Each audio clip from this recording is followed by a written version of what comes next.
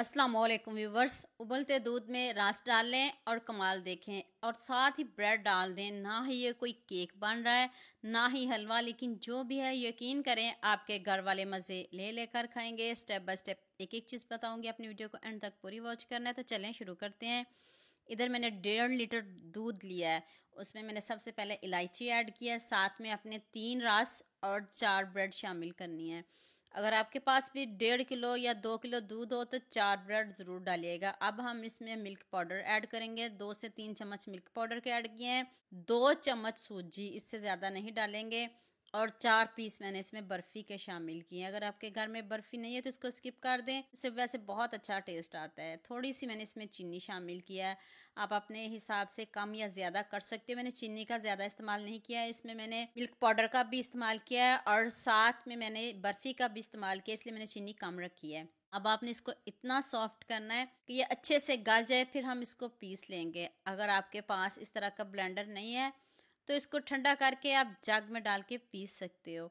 आपको सामने देख लें कितने अच्छे से इसका स्मूथ सा टेक्सचर करेंगे, इतनी आसानी से ये पीस जाएगा।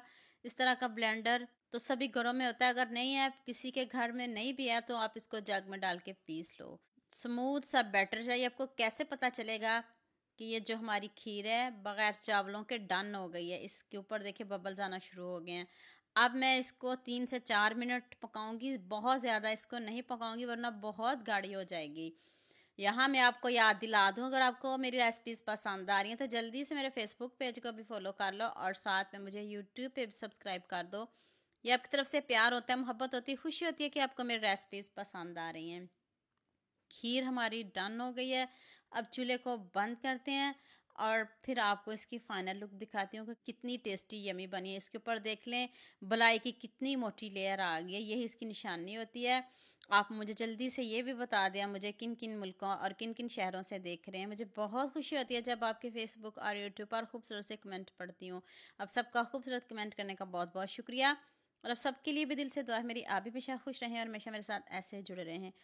ऊपर से आप बादाम से इसको डेकोरेट करें जैसे मर्ज़ी करें। ना ही आज हमने इसमें बिस्किट शामिल किए हैं, ना ही हमने इसमें आज चावल शामिल किए हैं, पर इतनी टेस्टी बनी है, इतनी यमी बनी है। आप एक चम्मच खाओगे ना तो आप खाते ही रह जाओगे, आप खाने से हाथों को रोक नहीं पाओगे। गर्मा गर्म मैं इसकी आपको लुक दिखा रही हूँ। जितनी आप इसको ठंडी करके खाएंगे उतनी ही मज़ेदार और उतनी ही जायकेदार लगेगी। तो आपने सबके साथ शेयर भी करना है, लाइक भी करना है और प्यारे प्यारे कमेंट भी करने हैं। मुझे इस रेसिपी में आप सबका बहुत ज़्यादा प्यार चाहिए, तो जल्दी से मेरे चैनल को सब्सक्राइब कर देना, साथ में बेल आइकन का बटन प्रेस कर लेना ताकि कोई भी न्यू वीडियो आपसे मिस ना हो।